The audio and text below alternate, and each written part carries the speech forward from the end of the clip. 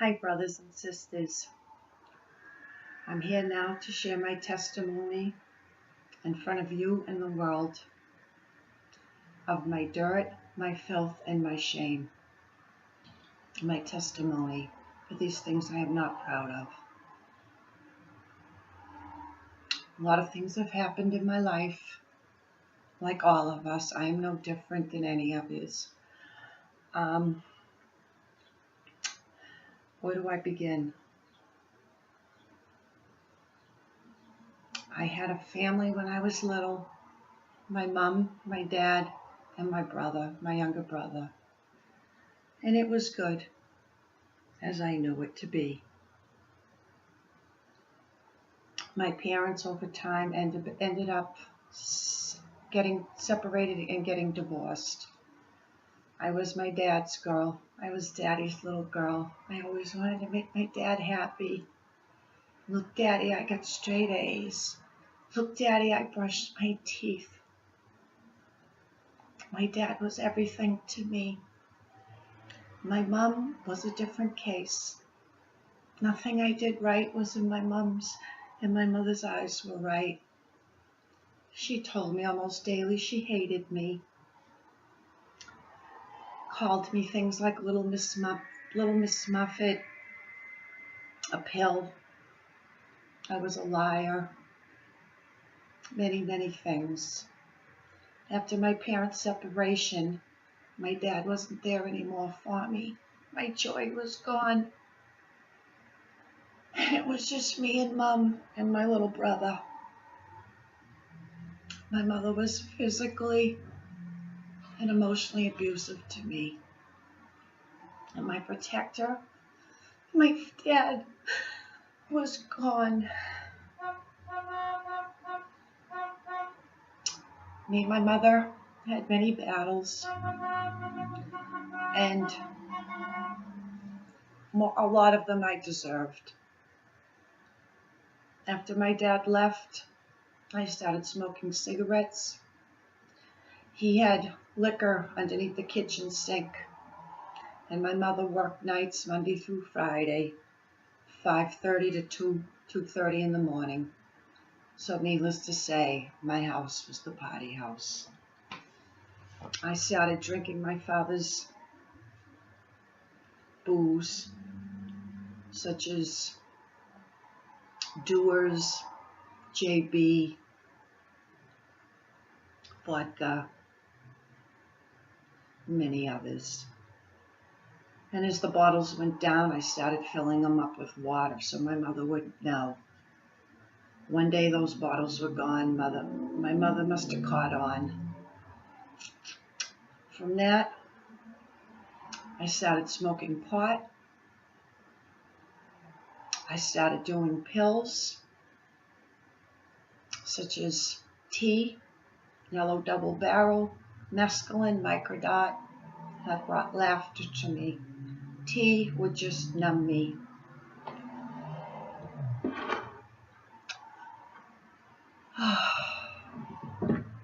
It eased the pain, my loneliness, my hurt that my mother didn't love me and my dad that did was no longer there.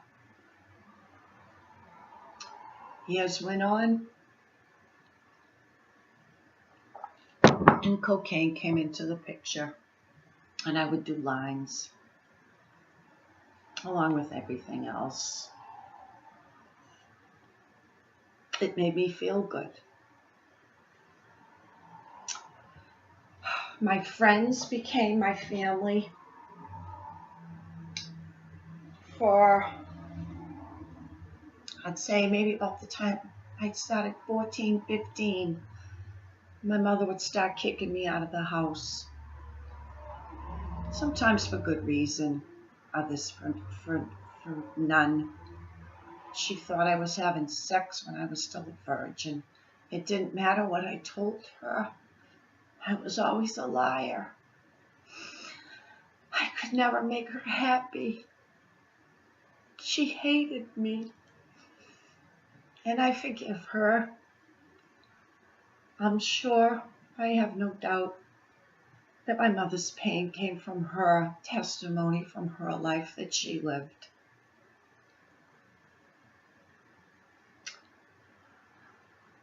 My friends, like I said, became my family. And when I got thrown out, I would find the party.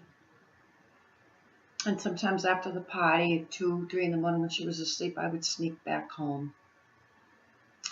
Or I would find a couch or a chair that I could crash on for the night at somebody's house. By the time I turned 16, well, let's go back when I was about 13. Like I said, my mother was very physical, and she would throw coffee cups, knives. She would attack me, scratch my face and me all over and rip my hair out. And I'll never forget one afternoon, another argument stemmed when she came to attack me. And I was like, Mom, this ain't happening anymore. You're not doing this to me anymore, Mom. And I had to put my mother in a headlock. And I held her there. And then I had to pin my mother on the floor and put my knees on her shoulders to hold her down. And I wouldn't let her up till she calmed down. I just wanted it to stop. I meant no shame to my mother. I just couldn't do it anymore. So, at 16, I got thrown out once again. And I said, this is it. I'm not going back. I can't do this. I found a place to crash for the night. I'm sorry. This particular time I got thrown out. I said, I'm not doing this anymore. And I was working at Burger King. And all the other times when I got thrown out, I could go find what bridge what woods everybody was partying in, and figure out what my game plan was. This time I got thrown out. I was working at Burger King. And I got ready for work. I put on my Burger King uniform and I went to work. And this was before cell phones. And the whole time I was there, I didn't know what I was going to do after I got off my shift that night. And a close friend, and dear to my heart, and I'll never forget what she did. She was my best friend throughout school. And she used to know every time I was scratched or banged up. And this time, she knew something was wrong. She just felt it. Something was wrong. She came to my work with her boyfriend, and she come up to the counter and she said, Robin, are you okay? And I said, no, Sue, I'm not. I get kicked out again. I don't know what I'm going to do. I don't want to go back there. I'm not going back there anymore. Her parents had a summer home or a vacation home in Florida, and they were away. And she said, Robin, don't worry about it. What time you get off work, I'll come and pick you back up. And you can stay at my house until you figure things out. And sure enough, as soon as I got off my shift, Sue and her boyfriend were there and took me home to her house and let me rest. Father has always, throughout my life, been there for me. Always when I needed him most. I used to think it was my grandparents. I didn't know who it was or what it was, but time after time when I needed somebody or something, anything, Father always sent me comfort. So I stayed at Sue's for that week's time, trying to figure out what am I going to do, where am I going to go. And mind you, I was still in high school. My mother always used to tell me just for me to quit school and get a job to help her. I was only a little kid. Only a little kid. Anyways, I apologize for I'm all over the place. So, while I was with Sue, I thought of my neighbor growing up. She was older now and had an apartment over by the park where we used to hang out and smoke pot and drink and drug and all that we were doing and play horseshoes. And I thought of her. She had just broken up with, and Coke was in the picture too. Don't want to forget. And I went to Sue, two Sues, and her and her husband had separated and she had a small child. And I asked Sue, can I come live with you? She knew my mother. It was a four-family. I grew up downstairs on one side, and her parents grew up on the other side. So I went and lived with Sue, number 2. And I finished high school. I worked at Burger King. I babysat her son. I gave her what I could, and I did everything. And I thank Sue, both of you, for giving me shelter and comfort when I needed it. Again, Father was there for me.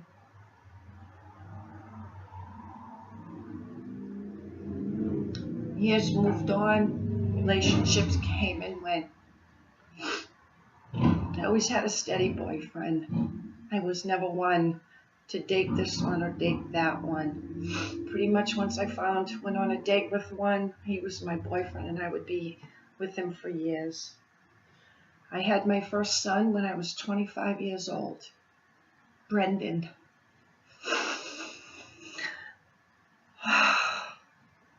My love with Brendan.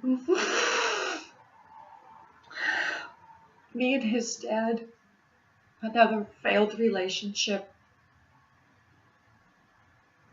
And I left him. And I went back to study the Bible because to the Jehovah Witness, I forgot to mention that part. When I was about 13, 14, Jehovah Witnesses came and knocked on my door. And days before that, me and my friends, when we were all stoned, were asking questions that didn't make sense in the Bible. A couple days after that, 2 Jehovah Witnesses showed up at my door. My mother was in the bathtub. Me and Sheila answered the door. We tried to stump the Jehovah Witness. My mother asked who it was.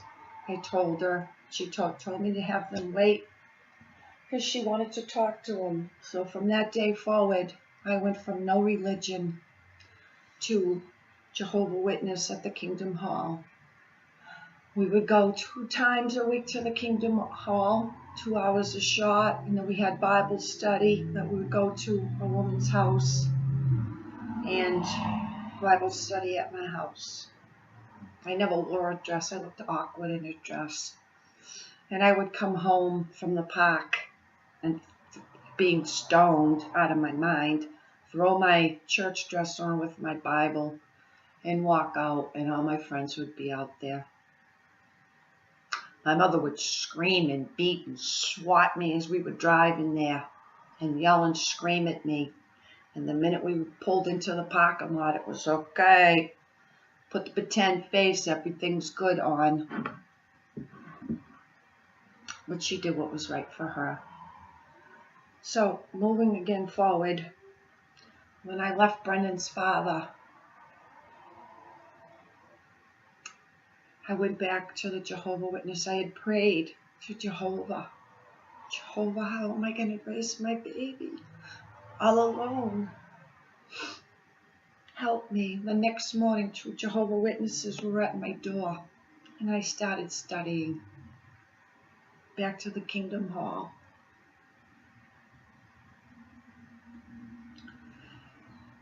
I'd say about 6 months or so into that, I met Larry.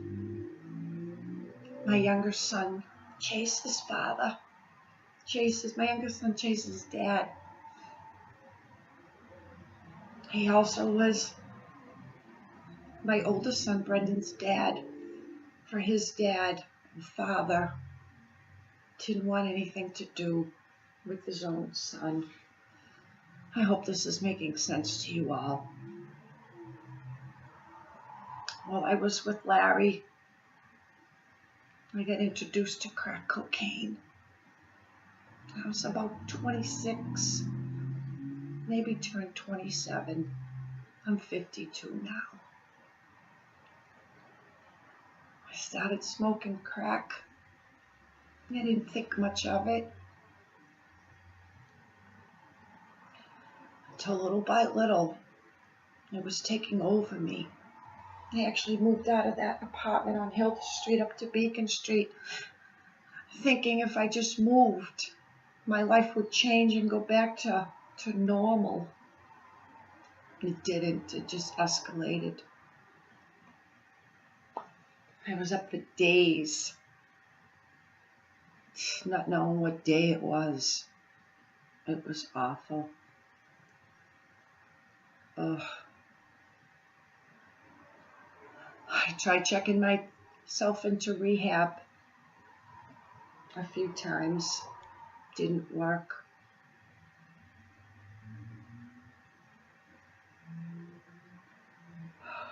Anyways, Father, clear my thoughts. When I was 32, me and Larry had our son Chase. I love you, Chase. You are my heart. All that I said that I would never do, I found myself doing. Oh, Chase, when I was pregnant with you, I smoked crack cocaine more than once. And every time I did, I would cry to Jehovah. That's all I knew at the time. To forgive me and to not let my sins fall upon my unborn baby. And I prayed that Joyce would come out healthy and alive. My shame.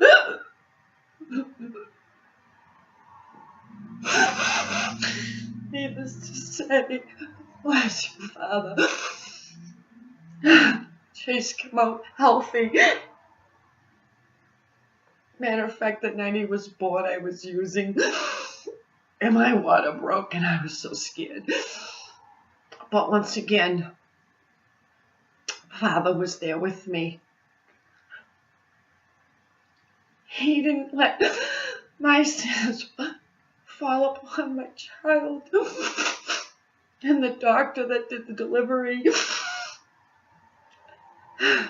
she let me stay in the hospital for 3 days with my child. And they didn't take him away from me right then and there. Bless you, Father. Thank you, Father.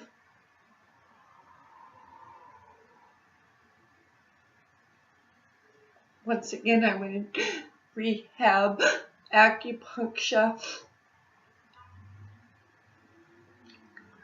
doctor's appointments, NA. I just never could do it. I could never shake it, could never quit it. I would cry myself to sleep constantly. And out of my shame, I used, because I couldn't think. It numbed me. It took all my pain away. I never had any family. I always desired family. And my 2 children, who were all my family, what I was doing to them.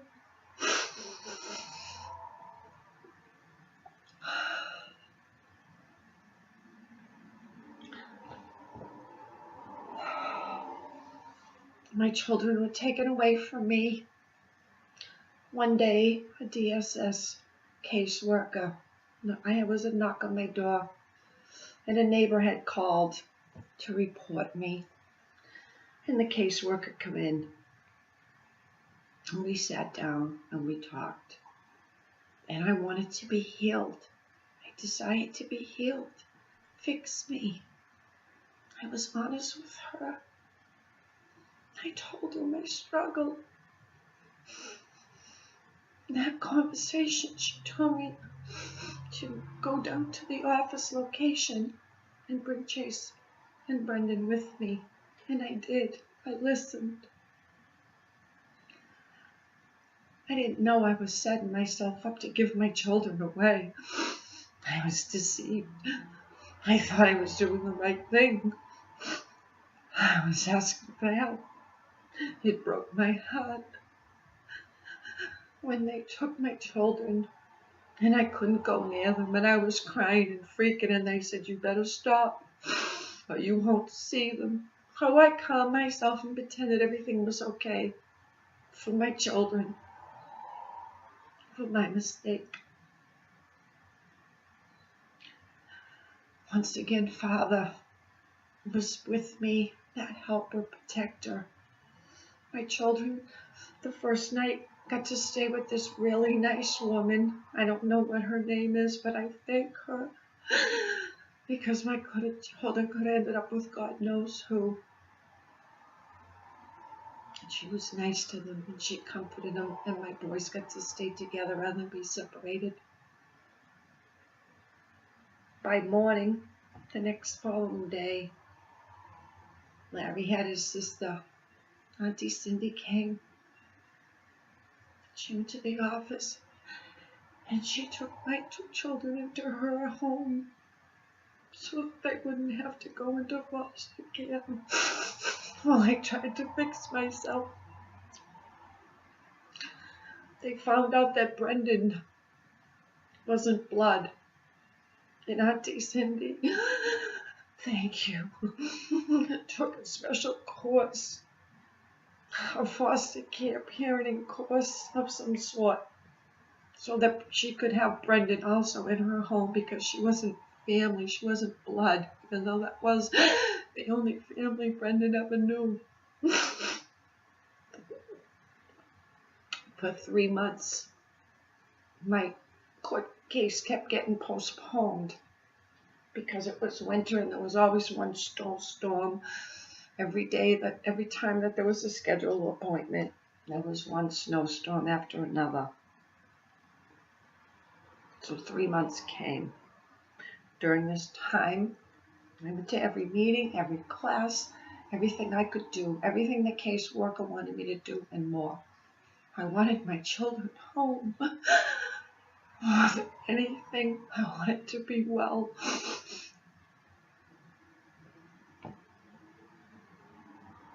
My court case finally came.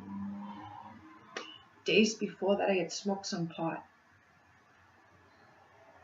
See, I couldn't use, but I could drink. I could drink wine every night to get me through. And that was okay. You can't test positive for alcohol in you. That was acceptable to DSS. Still don't understand that. But anyways, I smoked some pot. And my caseworker called to tell me my urine came out positive. And I denied it at first. I said, "Oh, I was just in the car with some friends. They were smoking it, not me." She said, "Robin, you've been open and honest with me up till now. Don't start lying to me." And I said, "Yes, I did. I took 2 hits. What are you going to do to me now? And my children." Another blessing from Father is when we went to court, my caseworker went before the judge and requested my children be sent home to me. She forgave me. They don't do that. Their mission is to break up families. She went before the judge, even though I had smoked pot, and requested them to come home. That was a gift from Father. Even though through all of this, Did that stop me from smoking crack? Wasn't that I didn't have the desire.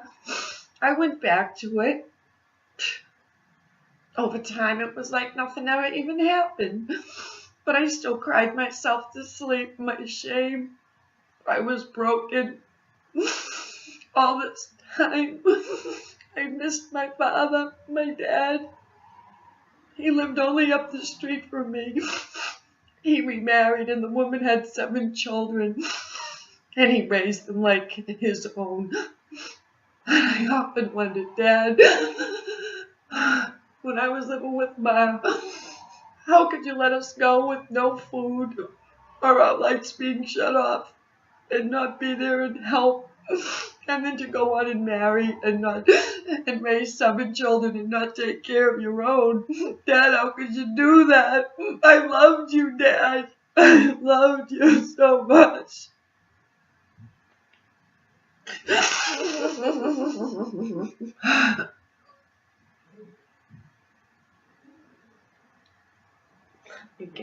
Regain my thought. So, again, I tried any way I could to kick my habit, crack cocaine. I don't regret the things that I lost. What I regret that I lost was spending time with my children, for they are grown now, and I can never get that back. I can never get those moments back.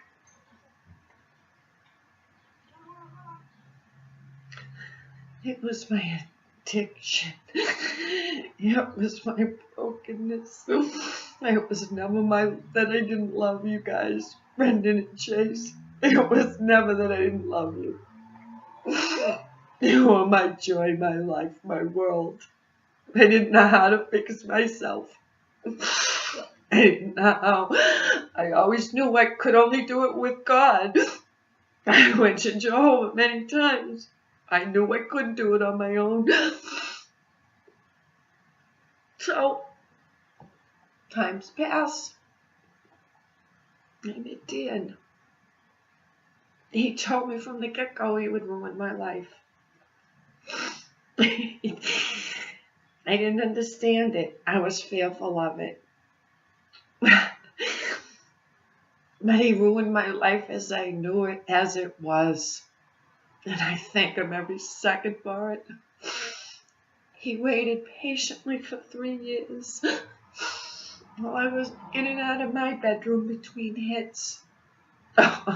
Or doing a 2 in the morning run because I still had some cash left in my pocket. It was still early enough for me to do one more bag. He never judged me, yelled at me. He was patient and understanding, for he knew. He learned through his life. There was nothing he could do. I thank you, Dan, for being so patient with me. I told Dan, I used to pray to Jehovah when I was coming down pretty much every night or early morning for God to send me a man who understood the struggle with drugs, but I didn't want him to use it. I didn't want another boyfriend who was a druggie or a drug dealer or an alcoholic or this or that. I wanted somebody who understood, who I could be honest with. I wanted a man of God who loved God, religion, the truth. And Father sent him to me. He ruined my life, he did.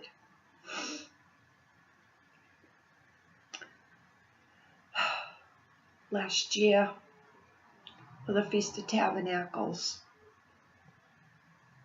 Christine came from Ohio to celebrate our first feast. And we went, and I was kicking and screaming all the way because I was still using. I wanted to see, but I could only see so much so far. I was still, my mind wasn't clear. The devil still had his hold on me. And we went to the Feast of Tabernacles, and me and him got in a big argument because I have a problem listening, understanding. Another thing I need to work on, and I will, Father. And I went home. As soon as the sun rose, I got in my car and drove. And then me and Dan texted and talked, and I went back to finish off the feast that week. And then after we got back, a week or whatever it was later, me and Dan had another blowout, and I spewed lies from my mouth, crazy thoughts. And I kicked him and Christine out. And they packed up and left, and when they left this area, and usually when I mess up, always when I mess up, I meditate on what I've done, what went, and then I come around that I want to apologize. And I text Dan and Christine about how sorry I was and the way that I acted, and asked them if they would come back home, and that I would be good this time. Promise. Once again, I promise I'll be good. Dan asked me, we'll come back home. Just don't use. Just wait till I get there. And I said, I won't. And they came that evening. And I sat and talked and I cried to Father.